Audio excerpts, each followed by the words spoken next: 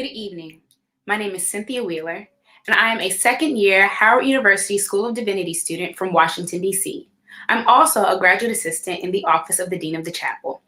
On behalf of Dean Richardson and the entire staff, I would like to thank you for logging in and welcome you to A Communal Lament, Refusing Numbness. With the heaviness of this year, I understand the desire to become numb to the pain of this world. But tonight, we're fighting that.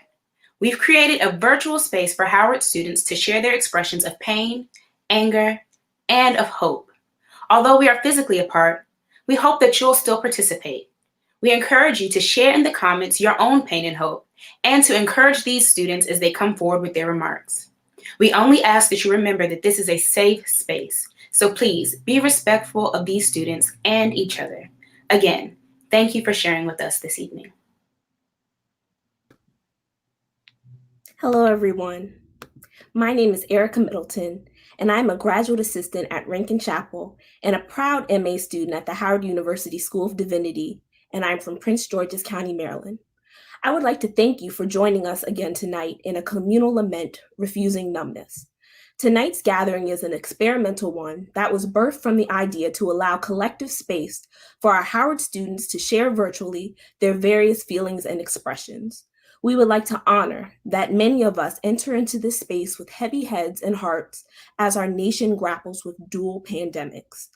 As we continue to navigate and mourn this unprecedented global health crisis that has unnecessarily stolen the lives of over 200,000 Americans, we give pause to the anger, pain, and loss that this pandemic has highlighted, as well as the lack of presidential leadership and callous treatment of American citizens that we have presently experienced.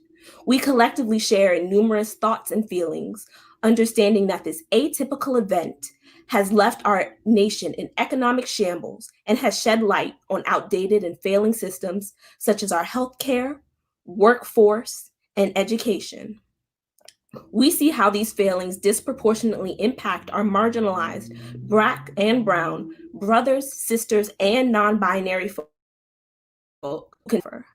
We also hold space for the Black and Brown people who continue to face the horrors of extrajudicial state violence that our nation adamantly refuses to protect in this white supremacist, cis-hetero, patriarchal, capitalist society. We continue to say the names of our Black women, like Breonna Taylor, who just last week was denied proper justice by the state of Kentucky, sending shock waves of pain and grief across this country. We hold space for the feelings it elicits, knowing that she and numerous other Black and Brown people continue to face police violence and brutality at disparate rates. As we move through this new virtual landscape for classes, work, and leisure, we acknowledge that many of us experience a myriad of emotions, or perhaps somehow a lack of them. Zoom fatigue is real. In this space, we would like to communally gather and express our feelings with the knowledge that numerous things can be born from this small moment. It is our hope that through the reflection shared today, that all listeners present can be moved to a new space that calls for further action, reflection, and connection in some way, shape, or form. We thank Dean Bernard L. Richardson again for allowing us to open this space to our Howard community. We also thank you for joining us in this impactful moment, and we hope you are moved by it.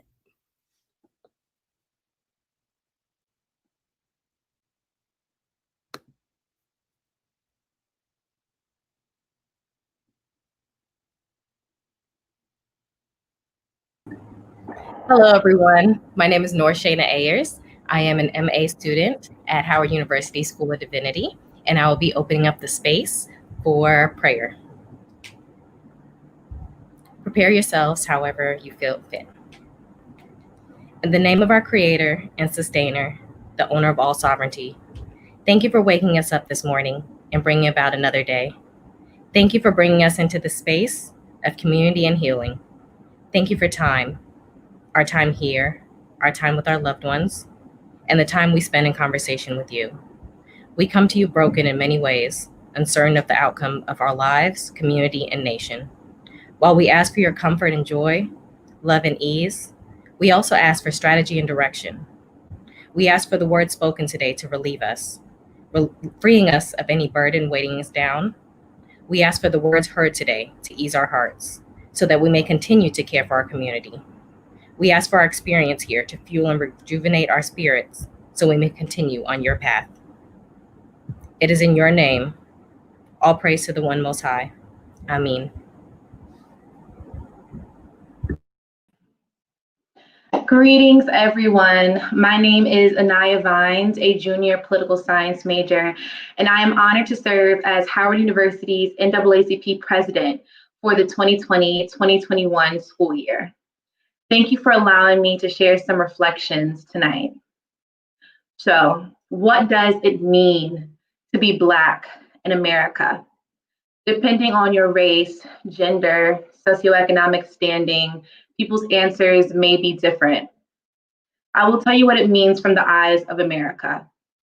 I have been on the front line since 2016 when my cousin Delron Smalls was murdered by an off-duty police officer. I have seen the hatred and confusion in people's eyes as I protested in March. I have heard the broken hearts of the people as they say the names of those who have been taken from us. I have seen those who only say Black Lives Matter to fit the current trend, and those who have been arrested repeatedly for making their voices heard. 2020 has made many people ask the question, what does it mean to be Black in America?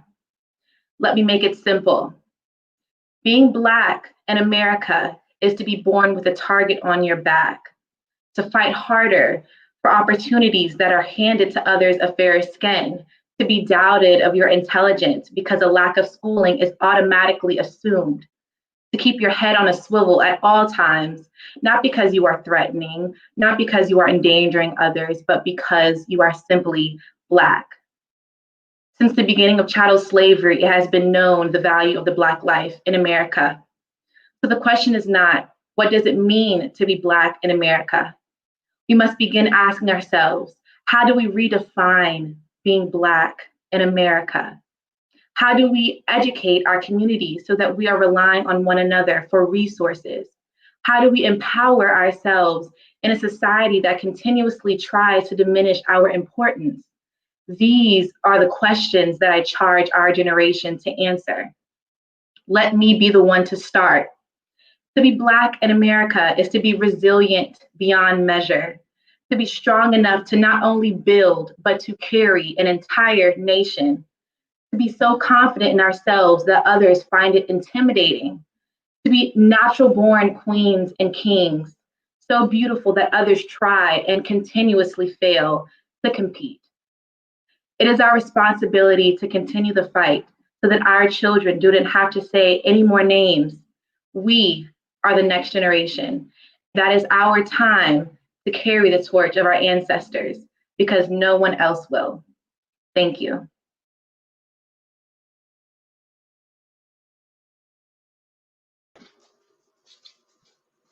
Hello, everyone. My name is DAVINA Scott. I'm a sophomore political science major from Queens, New York, and I serve as the program coordinator for Howard's Juvenile Justice Advocates.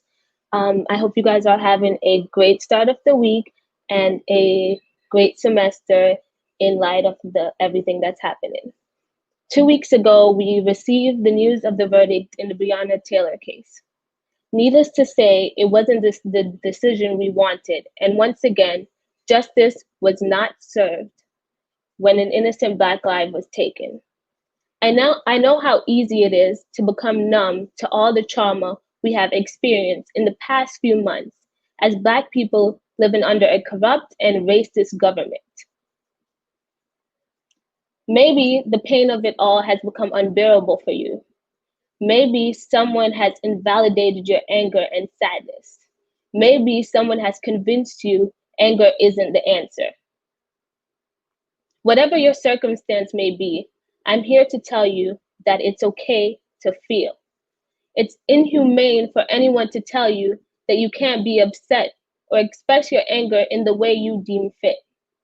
It's not your job to do the so-called moral thing or to consider the feelings of people who won't even take your life into consideration. You matter.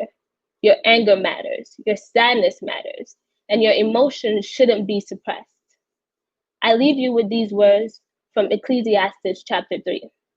For everything, there's an appointed time and an appropriate time for activity on earth, a time to be born and a time to die, a time to plant and a time to uproot what was planted, a time to kill and a time to heal, a time to break down and a time to build up, a time to weep and a time to laugh, a time to mourn and a time to dance.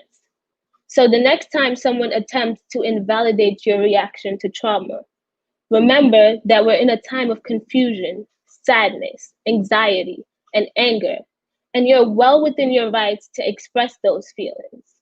I thank you guys for coming and listening, and I hope these words offered you some comfort and reassurance.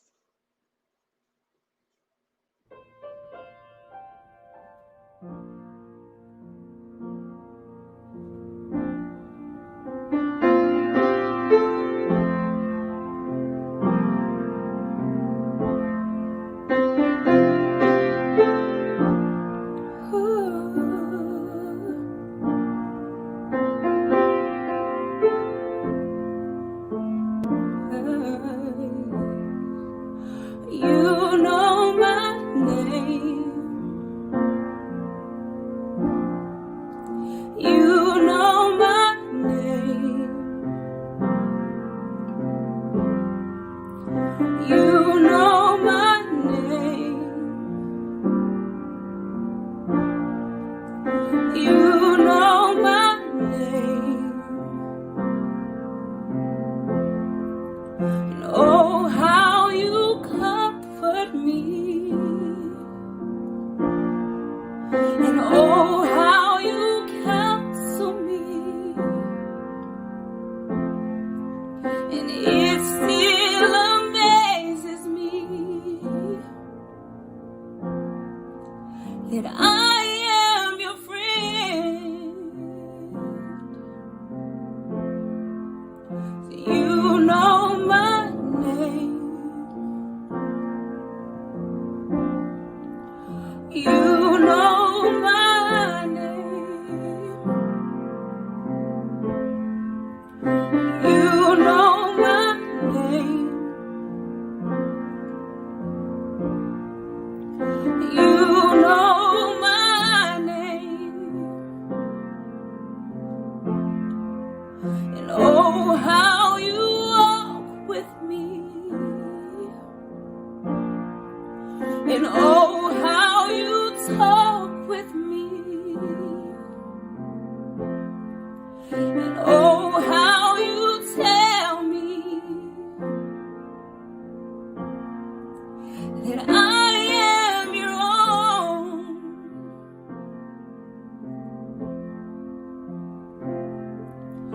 So now I pour out my heart to you.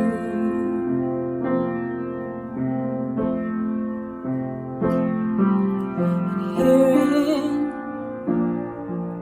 your presence I am made new.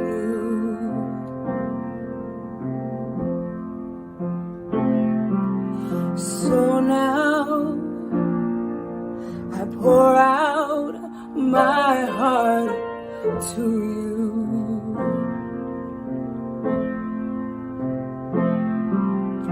Here in your presence I am made new. 'Cause you know my name. Lord, you know my name. You know my name. God, you know my name. And oh, how you walk with me. And oh, how you talk with me. And every way you tell me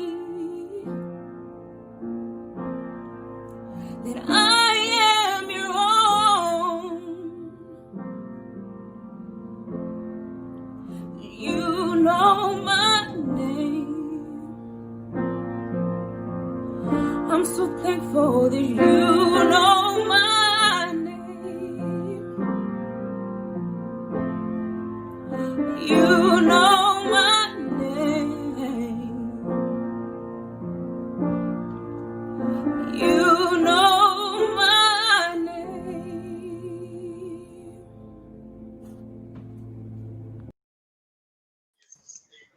Hello, everybody. My name is David Robinson. I'm a senior political science major from Orlando, Florida. I'm representing the Chapel Assistants. I'm president. And I'm just sharing with you a quick poem I found online by Sarah Murphy Kangas. It's titled COVID Walks number 35. It begins like this. In a lethal, violent raid, COVID-16-19 came. For one of the hospital heroes we've been lauding. This was not the front line she consented to, studied for. She's in our care now. We've been dispatched for justice, and it's going to be a long night. Thank you so much for listening to the poem. I hope it inspires you to fight for justice.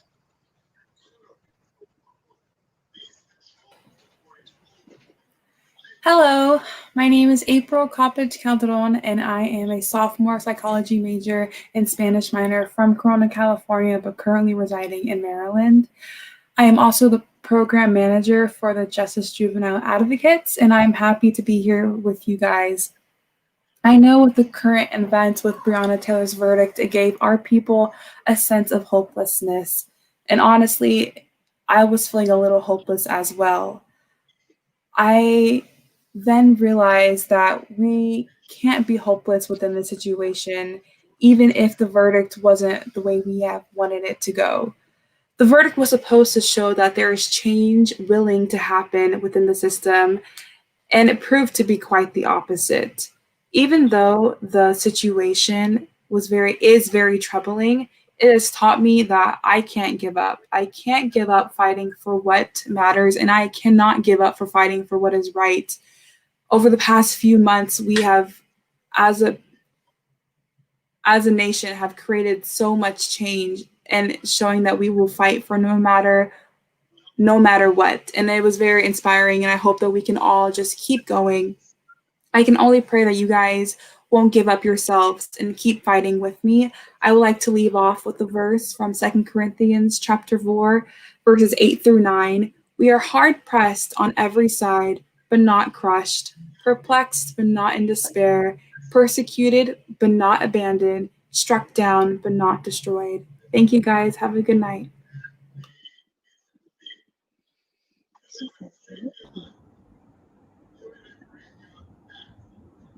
Greetings, everyone. I really want to write about forgiveness, but I had a hard time with writing something that I grapple with myself, given the current events of things.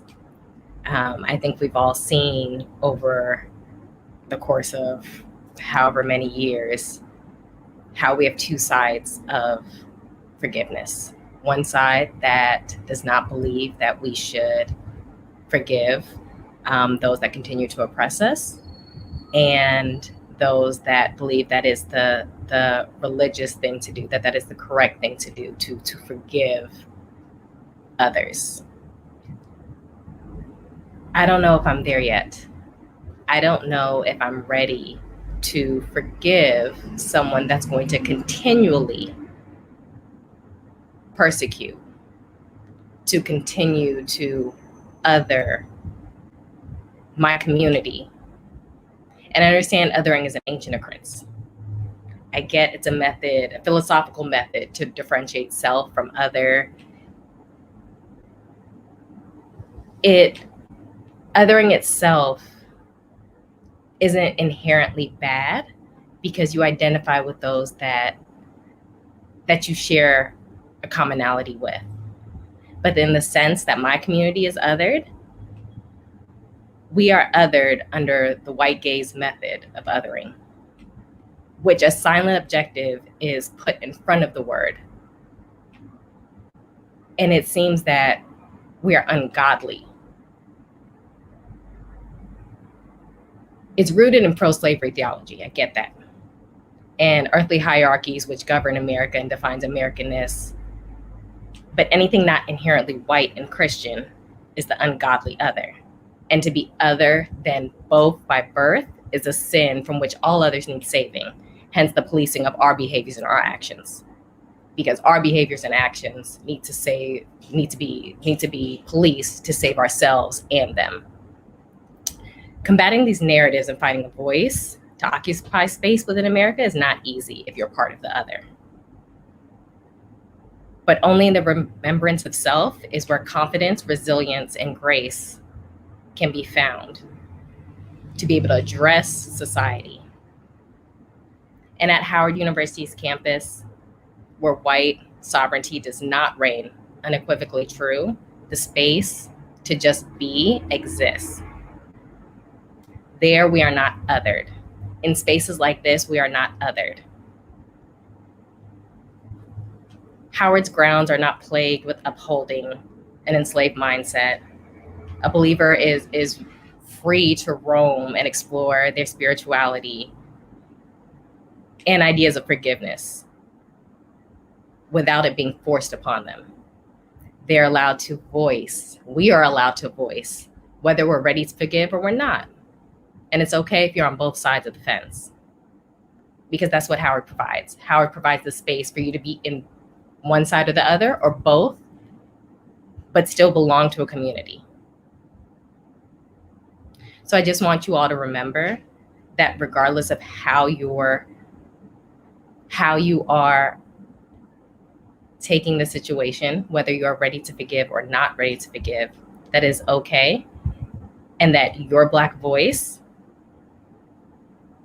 provides a more dynamic and whole story because we're able to talk about both sides.